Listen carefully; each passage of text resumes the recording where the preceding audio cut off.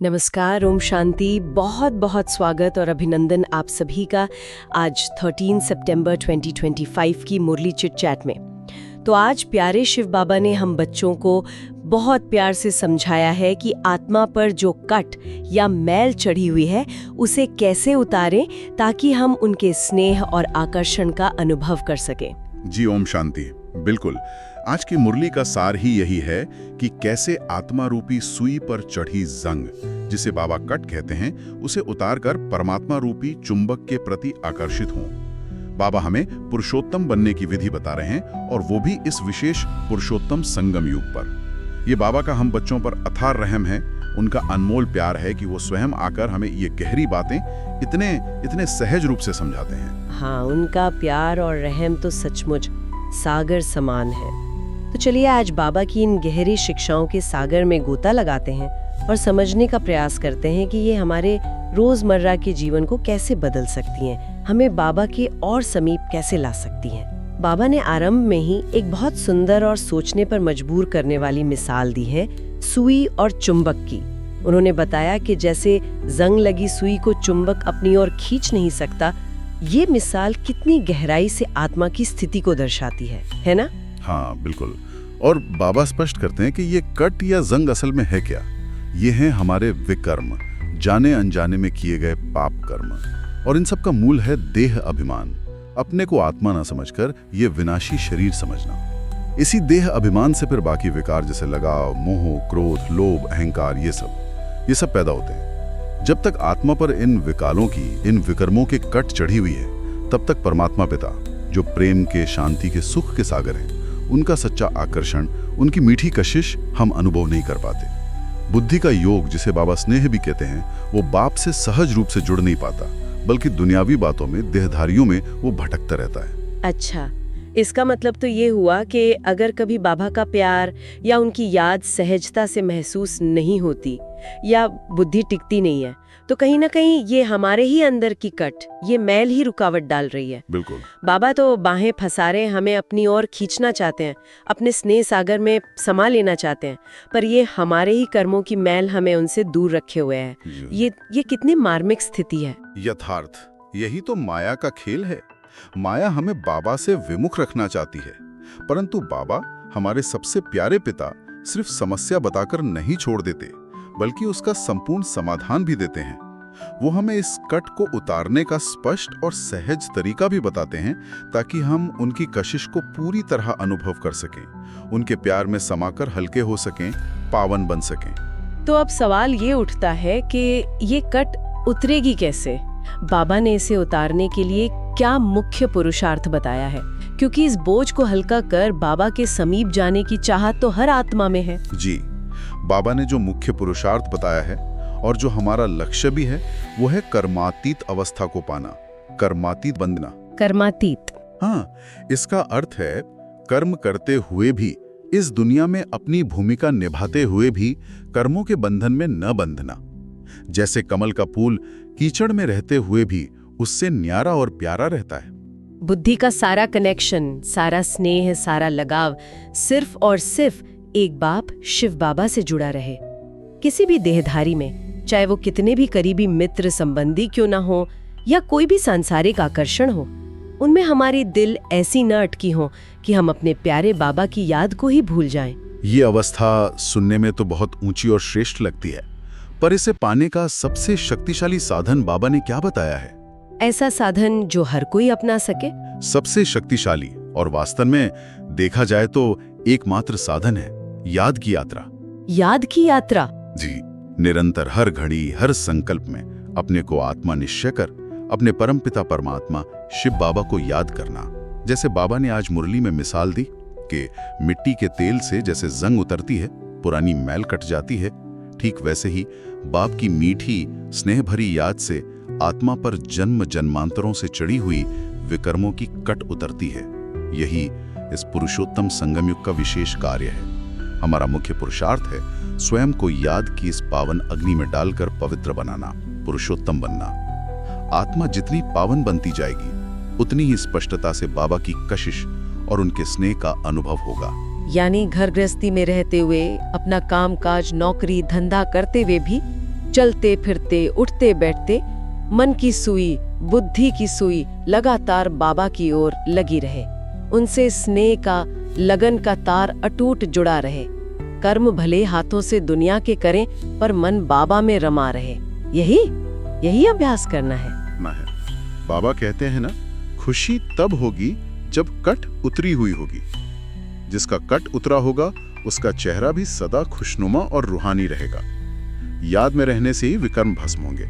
लेकिन यहाँ बाबा ने एक बहुत महत्वपूर्ण चेतावनी भी दी है, जिस पर ध्यान देना अति आवश्यक है। क्या चेतावनी दी है बाबा ने? बाबा कहते हैं कि अगर इस ज्ञान मार्ग पर चलते हुए, याद का अभ्यास करते हुए फिर कोई पाप कर्म कर लिया, श्रीमत की अवहेलना कर कोई विकर्म कर लिया, तो उसका 100 गुना दंड मिलता है। ओहो, 100 गुना? जी, वो कट जो उतर रही थी वो और ज्यादा गहरी और पक्की होकर चढ़ जाती है। और फिर बाबा को याद करना, उनकी कशिश, उनका स्नेह, उनका लव महसूस करना बहुत मुश्किल हो जाता है। इसलिए बाबा कहते हैं बहुत सावधानी रखनी है, हर कदम सोच समझकर उठाना है। अब यहाँ एक बहुत ही महत्वपूर्ण बात सामने आती है। बाबा बार बार हमें याद दिलाते हैं, मैं तुम्हारा बाप हूँ, टीचर हूँ, सद्गुरु हूँ। ये केवल शब्द नहीं है, इनमें बहुत गहरा राज समाया हुआ है। बाबा कौन है और हमारे लिए क्या करते हैं, इस पर बाबा ने आज और प्रकाश डाला है, जिससे उनके प्रति हमारा स्नेह और निश्चय और बढ़ता है। हम बिल्कुल, बाबा ऊंच से ऊंच पारलौकिक सत्ता है। वो सिर्फ हमारे इस जन्म के लौकिक पिता नहीं, बल्कि सभी आत्माओं के पिता हैं, परम पिता। वही एकमात्र सर्व के सद्गति दाता हैं, यानी सभी आत्माओं को दुख से छुड़ाकर सुख शांति की सच्ची गति देने वाले हैं। वही दुख हरता, सुख करता है। और सबसे बड़ी बात, वो पतित पावन है, यानी कितनी भी गिरी हुई, विकारों में फंसी हुई आत्मा क्यों ना हो, उसे भी पावन बनाने की शक्ति केवल उनमें ही है। वही इस पुरानी पतित दुनिया में, विशेषकर भारत में आकर उसे फिर से पावन स्वर्ग का मालिक बनाते हैं। पूरी दुनिया में आत्मा क्या है, परमात्मा क्या है, ये सृष्टि चक्र कैसे चलता है, इसका यथार्थ ज्ञान केवल और केवल शिव बाबा ही देते हैं। इसीलिए उनकी शिव जयंती को सबसे ऊंची जयंती कहा जाता है, क्योंकि वो किसी एक धर्म या समुदाय का कल्याण करने नहीं आते, बल्कि सारे विश्व का कल्याण करने आते हैं। नर्क को स्वर्ग बनाने का कर्तव्य करते हैं। ये समझना बहुत जरूरी है। दुनिया में लोग मंदिर बनाते हैं, शिवलिंग की पूजा करते हैं, सोमनाथ जैसे भव्य मंदिर भी बनाते हैं, हीरे जवाहरात चढ़ाते हैं, पर बाबा का ये वास्तविक परिचय, उनका इतना ऊंचा और कल्याणकारी कर्तव्य कि वो हमें सारे विश्व का मालिक बनाने वाली अविनाशी पढ़ाई पढ़ा रहे हैं, ये यथार्थ रूप में नहीं जानते। बाबा तो सचमुच एक ऐसी अलौकिक ईश्वरी यूनिवर्सिटी चला रहे हैं, जिससे सारे विश्व की हर एक आत्मा की सद्गति होती है। ऐसी शिक्षा और ऐसा परिणाम कोई भी लौकिक यूनिवर्सिटी या संस्थान नहीं दे सकती। बिल्कुल, और ये ज्ञान इतना अनमोल और संपूर्ण है कि ये सिर्फ बाप ही दे सकते हैं। वो हमें सतयुग के आदि से लेकर कलयुग के अंत तक हमारे पूरे 84 जन्मों के ड्रामा का राज खोलकर ऐसे समझाते हैं जैसे हथेली पर आंवला। इससे हमें अपनी असली पहचान, अपना अनादि स्वरूप, अपना पाठ, अपना लक्ष्य सब कुछ स्पष्ट हो जाता है।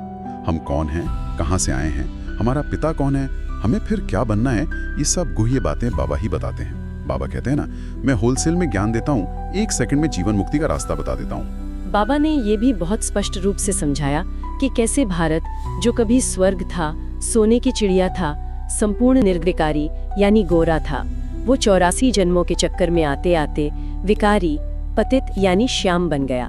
और अब बाबा संगम योग पर आकर फिर से उसे पावन, सुंदर, गोरा बना रहे हैं। राम राज्य यानी स्वर्ग और रावण राज्य यानी नर्क, इसका कितना स्पष्ट फर्क बताया। ये ज्ञान बुद्धि को कितना सही और सहज लगता है। हाँ, और बाबा हमें सिर्फ ज्ञान नहीं देते, बल्कि उस ज्ञान को जीवन में धारण करने की, उस अनुसार चलने की शक्ति भी देते हैं। वो हमें पवित्र बनाकर उस विश्व की बादशाही के लायक बनाते हैं, जिसकी स्थापना वो अभी कर रहे हैं। बाबा का प्यार और उनकी शिक्षाएं हमें योग्य बनाती हैं। तो इन सब गहरी बातों का निचोड़ क्या है? इस सारे ज्ञान को, बाबा की इन शिक्षाओं को अपनी रोजमर्रा की दिनचर्या में कैसे समाएं? अपनी आत्मा की कट उतारने के लिए हमें क्या ठोस कदम उठाने चाहिए और किन बातों से विशेष रूप से बचना चाहिए? बाबा ने इस पर भी बहुत स्नेह से मार्गदर्शन दिया है। जी, बाबा ने कहा, सबसे पहली बात, अपने ऊपर और दूसरों पर रहम करो। अपने ऊपर रहम करना यानी तीव्र पुरुषार्थ करके अपनी काट उतारना, आत्मा को पावन बनाना, अपना भाग्य ऊंचा बनाना।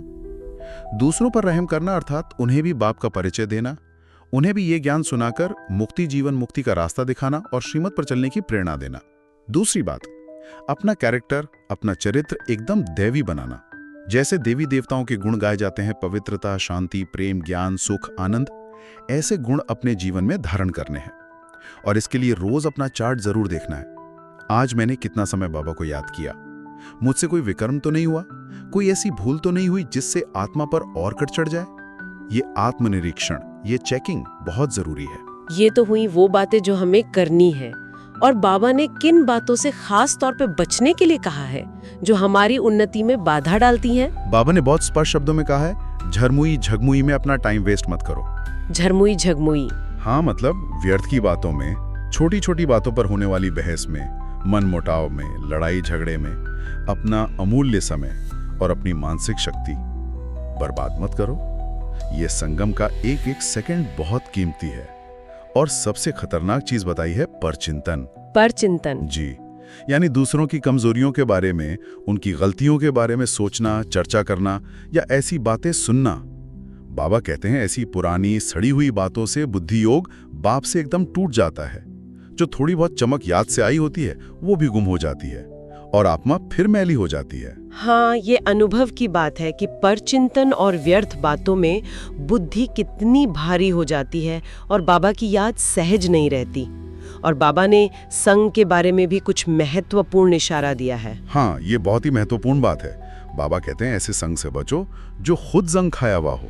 अच्छा, यानी जो व्यक्ति खुद देहाभिमान में है, विकारों के वशीभूत हैं, ज्ञान योग के पुरुषार्थ में ढीले हैं या चलती नहीं, उनका संग करने से अपनी आत्मा पर भी वैसी ही कट चढ़ने का खतरा रहता है। जैसे लोहे की जंग लगी चीज के साथ अगर कोई साफ चीज रख दो तो कुछ समय में उसे भी जंग पकड़ लेती है। इसलिए बाबा कहते हैं सदा सत का संग करना है, यानी एक बाप का संग और बाप समान पावन बनने का पुरुषार्थ करने वाले रूहानी भाई बहनों का संग करना है। शुभ चिंतन और परमात्मा चिंतन में रहना है।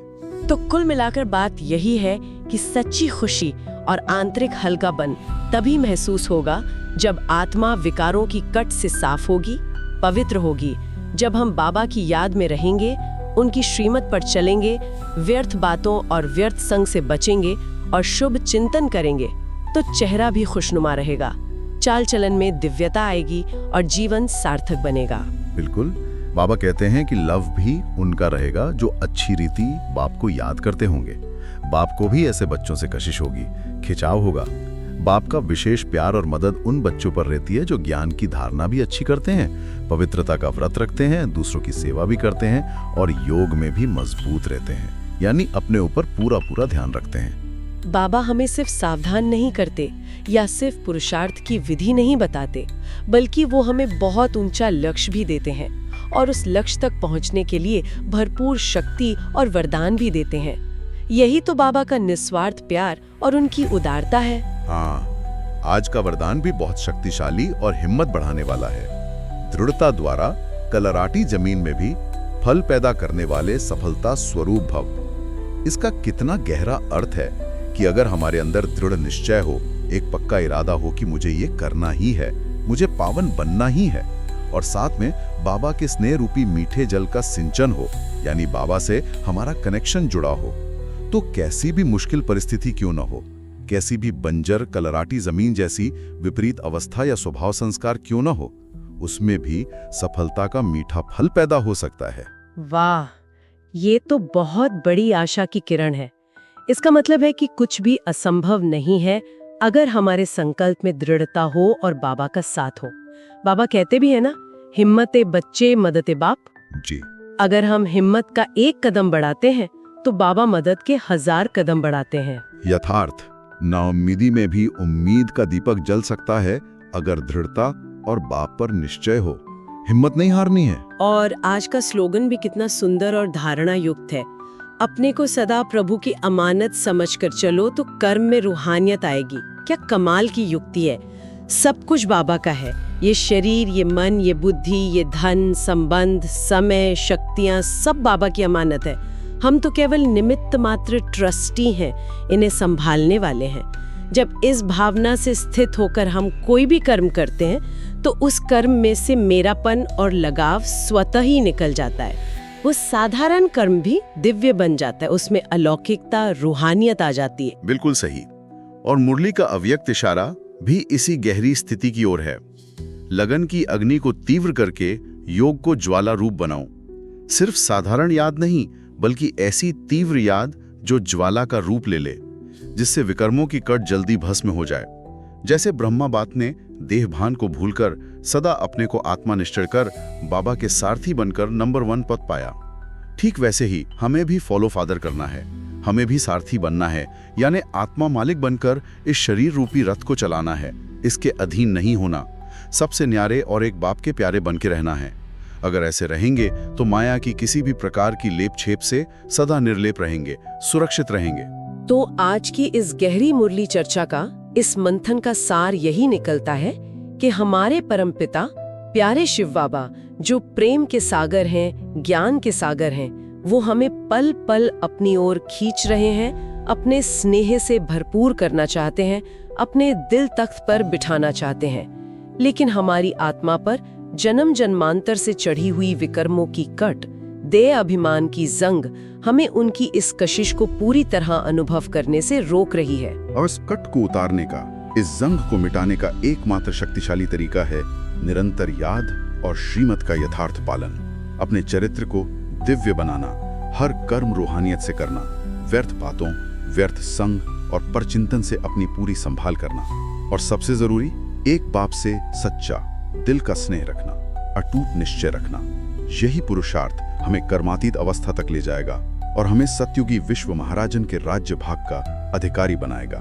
बाबा हमें स्वर्ग का मालिक बनाने आए हैं, हमें बस उनके श्रीमत पर चलकर उस लायक बनना है। तो जाते जाते एक विचार हम सबके मंथन के लिए छोड़ जाते हैं। बाबा की इतनी प्यारी जीवन बदलने वाली शिक्षाएं सुनने के बाद अब जरूरत है इन्हें अपने जीवन में लाने की, संकल्प को कर्म में बदलने की।